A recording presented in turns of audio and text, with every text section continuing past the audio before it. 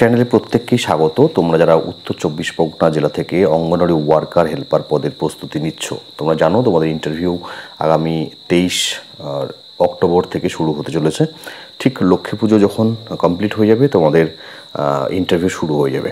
তো এই মুহূর্তে তোমাদের যে সমস্ত প্রশ্ন উত্তরগুলো পড়তে হবে বা জানতে হবে সেগুলো আমি বলছি। তার আগে একটা খুব গুরুত্বপূর্ণ বিষয় আমি বলে দেওয়ার চেষ্টা করি। তোমরা হয়তো অনেকেই এখনও বাসিন্দা সার্টিফিকেট, রেসিডেন্সিয়াল সার্টিফিকেট তোলোনি।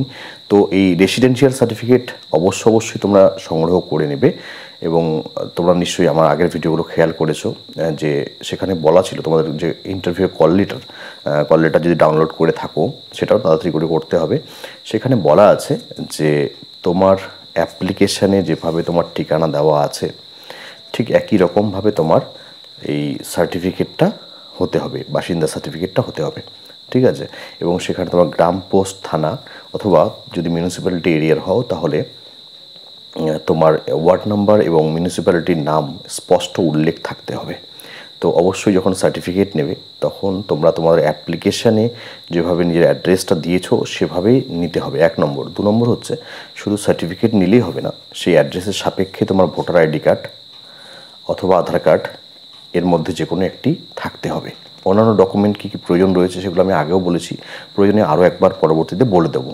যে কয়েকটি প্রশ্নের উত্তর তোমাদের সঙ্গে শেয়ার করছি সেগুলো হলো ভিটামিন B12 এর অভাবে কি হয়, ভিটামিন B12 এর অভাবে কি হয়, ম্যারাসমাস শব্দের অর্থ কী, একজন সন্তান সম্ভবা মহিলা অর্থাৎ প্রেগনেন্ট মহিলার ডেইলি কতটা অতিরিক্ত খাবারের প্রয়োজন রয়েছে,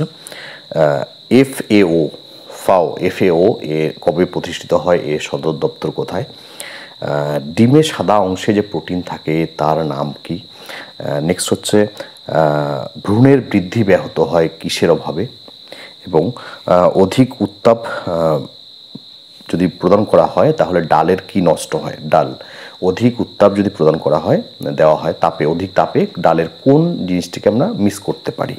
নেক্সট হচ্ছে রক্তে ক্যালসিয়ামের ভারসাম্য বজায় রাখে কে, এবং জেরপ্থ্যালমিয়া রোগটি কোথায়, আমাদের শরীরে কোথায় হয় এবং কোন ভিটামিনের অভাবে হয়।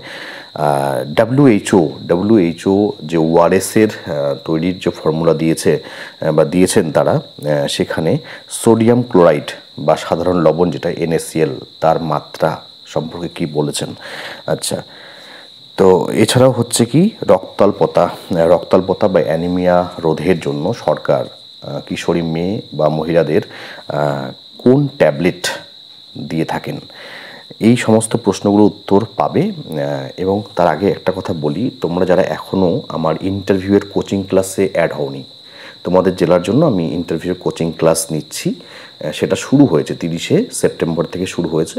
বেশ কিছু ক্যান্ডিডেট যারা এই ইন্টারভিউয়ের প্রস্তুতির বিষয়ে, ইন্টারভিউ সম্পর্কে যারা ভীষণ চিন্তিত বা যারা খুব সিরিয়াস ইন্টারভিউটা নিয়ে, তারা কিন্তু ইতিমধ্যে আমার ক্লাসে জয়েন করেছে। তো আমি সেখানে সপ্তাহে 4 দিন ক্লাস করাচ্ছি এবং এই সপ্তাহে 5 দিন ক্লাস হয়ে গিয়েছে।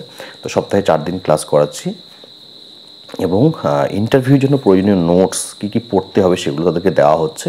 এবং গুগল মিটে যখন আমি ক্লাস করাচ্ছি সেখানে তাদের যে সমস্যাগুলো আছে, কী কী সমস্যা, যাবতীয় সমস্যা, সেগুলো সমাধান করার চেষ্টা করছি, ঠিক আছে। তোমরা যদি মনে করো সেই ইন্টারভিউর কোচিং ক্লাসে তোমরা জয়েন হতে চাও তাহলে অবশ্যই স্ক্রিনে দেওয়া হোয়াটসঅ্যাপ নাম্বারে আমার সঙ্গে যোগাযোগ করতে পারো, ঠিক আছে। তাহলে একসঙ্গে তোমরা নোটস পাবে পড়ার জন্য, PDF নোট যেটা মোবাইলে পাঠানো হবে, এবং তোমরা গুগল মিটে সপ্তাহে 4 দিন ক্লাস করতে পারবে। যদি কোনো কারণে ক্লাস মিস করো তাহলেও কোনো টেনশনের কারণ নেই, চিন্তার কোনো কারণ নেই, তোমাদের জন্য রেকর্ডেড ক্লাসের ব্যবস্থা রাখা হয়েছে। আমি একটা ক্লাস ইউটিউবে আপলোড করেছি, সেটা হয়তো অনেকেই দেখেছো, আর বাকি ক্লাসগুলো আপলোড করিনি, সেগুলো আমার প্রাইভেট মানে ব্যক্তিগত কারণে সেগুলো আর আপলোড করিনি। সেগুলো কিন্তু যারা ক্লাস করছে তারা যদি কোনো কারণে ক্লাস মিস করে যায় তাহলে তাদেরকে সেই ভিডিওর লিঙ্কগুলো দিয়ে দেওয়া হচ্ছে, ঠিক আছে। তো এবার যে প্রশ্ন উত্তরগুলো তোমাদের সঙ্গে শেয়ার করতে চাইছিলাম সেগুলো নিয়ে আলোচনা করি। দেখো, প্রথমত হচ্ছে যেটা প্রশ্ন যে ভিটামিন B12 এর অভাবে আমাদের শরীরে কোন রোগ হয়। তো পার্সিনিয়াস অ্যানিমিয়া হয় ভিটামিন B12 এর অভাবে। নেক্সট কোশ্চেন হচ্ছে ম্যারাসমাস।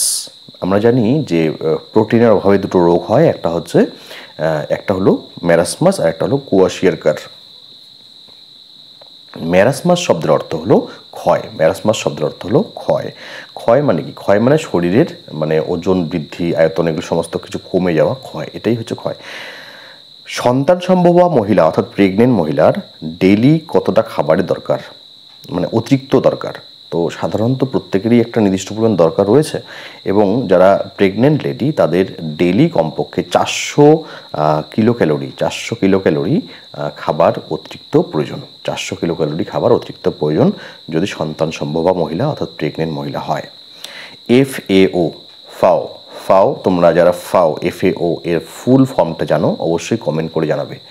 WHO, তারপরে ইউনিসেফ, ইউনেস্কো, ফাও, এগুলোর ফুল ফর্ম জিজ্ঞেস করা হয়। এছাড়াও তোমাদের সঙ্গে আমি আরও আলোচনা করে দেবো যে কোন কোন ফুল ফর্মগুলো তোমাদের পড়তে হবে, সেগুলো আমি একটা আলাদা সেপারেট ভিডিওতে নিশ্চয়ই নিয়ে আসবো। তো FAO, ফাও এর ফুল ফর্মটা তোমরা অবশ্যই কমেন্ট সেকশনে কমেন্ট করে জানাবে। এটা প্রতিষ্ঠিত হয়েছিল 1945 সালে এবং এর সদর দপ্তর রোমে অবস্থিত। এর সদর দপ্তর যেটা হচ্ছে হেডকোয়ার্টার, সেটা হচ্ছে রোম, ইতালির রোমে, সেখানে অবস্থিত। নেক্সট হচ্ছে ডিমের সাদা অংশে। এটা খুব কমন একটি কোশ্চেন, যেটা অনেকবার ইন্টারভিউতে জিজ্ঞেস করা হয়েছে। ডিমের সাদা অংশে কোন প্রোটিন থাকে? ডিমের সাদা অংশে অ্যালবুমিন নামক প্রোটিন থাকে। ডিমের সাদা অংশে অ্যালবুমিন নামক প্রোটিন থাকে। তোমরা যদি জানো যে ডিমের হলুদ অংশে কোন প্রোটিন থাকে, সেটা কমেন্ট করে জানাবে। ডিমের হলুদ অংশে কোন প্রোটিন থাকে সেটা অবশ্যই কমেন্ট করে জানাবে। আর না হলে আমার ভিডিওগুলো ফলো করতে হবে, সেখানে কিন্তু আমি এমন কিছু গুরুত্বপূর্ণ প্রশ্নের উত্তর বলবো যেগুলো তোমরা খুব সহজে খুঁজে পাবে না, ঠিক আছে? সেগুলো তোমাদের সঙ্গে আলোচনা করবো, এবং সেগুলো হচ্ছে কি, সেগুলো তোমাদের ইন্টারভিউর জন্য ইম্পর্টেন্ট। দেখো, জিকে তো এখানে পড়ার ব্যাপার নেই, মানে কিন্তু জেনারেল নলেজ থাকা দরকার রয়েছে, যেগুলো হচ্ছে রিলেটেড টু ICDS। নেক্সট হচ্ছে গর্ভবতী মহিলার যে ভ্রূণের বৃদ্ধি, গর্ভবতী মহিলার ভ্রূণের বৃদ্ধি সেটা কোন ভিটামিনের অভাবে ব্যাহত হয়? Vitamin A। ভিটামিন A এর অভাবে গর্ভবতী মহিলার ভ্রূণের বৃদ্ধি ব্যাহত হয়। নেক্সট হচ্ছে, একটু আগে কোশ্চেন করছিলাম যে কোন, মানে আমরা যদি ডাল রান্না করার সময় অত্যধিক পরিমাণ তাপ দিই, তাহলে কোন ভিটামিনটাকে আমরা নষ্ট করতে পারি বা কোন উপাদানটাকে নষ্ট করতে পারি? তো ভিটামিন নয়, অ্যাকচুয়ালি আমরা হচ্ছে প্রোটিনের যে ক্যালোরির মূল্য সেটা হ্রাস পায়। প্রোটিনের ক্যালোরির মূল্য হ্রাস পায়, অর্থাৎ প্রোটিনের ব্যাপারটা অনেকটা নেমে যায়। নেক্সট হচ্ছে রক্তে ক্যালসিয়ামের ভারসাম্য রক্ষা করে কোন ভিটামিন? রক্তে ক্যালসিয়ামের ভারসাম্য, তো ক্যালসিয়াম মানেই হচ্ছে ভিটামিন ডি। ক্যালসিয়াম মানে হচ্ছে ভিটামিন ডি। ভিটামিন ডি হচ্ছে ক্যালসিয়ামের সহায়ক একটি ভিটামিন, ঠিক আছে? সূর্যের আলোতে আমরা প্রচুর পরিমাণে ভিটামিন ডি আমাদের শরীরে ত্বকে সংশ্লেষিত হয়, আমরা জানি।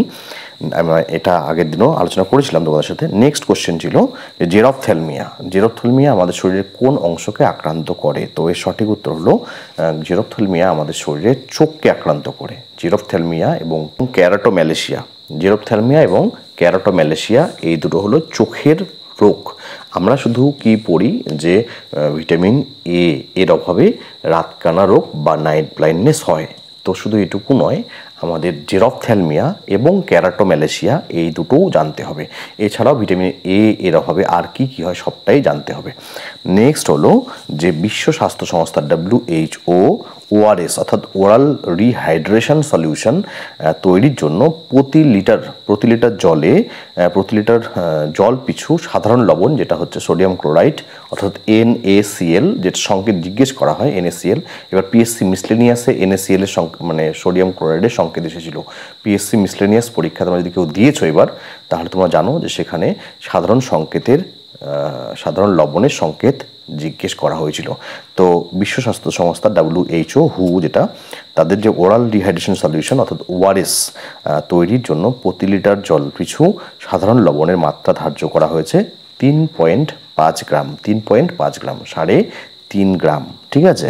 নেক্সট হলো যে তারা আবার ORS এর ক্ষেত্রে যে পটাশিয়াম ক্লোরাইড তার মাত্রা ধার্য করেছে প্রতি লিটার জলে 1.5 গ্রাম। তাহলে ORS এর যদি দুটো উপাদান বলি আমি, তাহলে কি কি? একটা হচ্ছে সোডিয়াম ক্লোরাইড আর একটা হচ্ছে পটাশিয়াম ক্লোরাইড। আরও একটা দেখো ইউনিসেফ, এটা আবার ইউনিসেফ, ঠিক আছে? ওরাল ডিহাইড্রেশন সলিউশন তৈরির জন্য প্রতি লিটার জল পিছু সোডিয়াম সোডিয়াম বাইকার্বনেটের মাত্রা ধার্য করেছে 2.5 গ্রাম। 2.5 গ্রাম। তাহলে আমরা ওআরএসের 3টে উপাদানের নাম জানলাম। একটা হচ্ছে সোডিয়াম ক্লোরাইড বা সাধারণ লবণ, জল তো আছেই। নেক্সট হচ্ছে সোডিয়াম বাইকার্বনেট, যেটা 2.5 গ্রাম থাকা উচিত প্রতি লিটার জলে ইউনিসেফের অনুসারে। এবং আরেকটা হলো কি পটাশিয়াম ক্লোরাইড। পটাশিয়াম ক্লোরাইড যেটা 1.5 গ্রাম থাকা উচিত প্রতি লিটার জলে WHO এর মানে কি বলবো, তাদের পরামর্শ অনুযায়ী। ঠিক আছে, তো এই গেল। নেক্সট হচ্ছে যে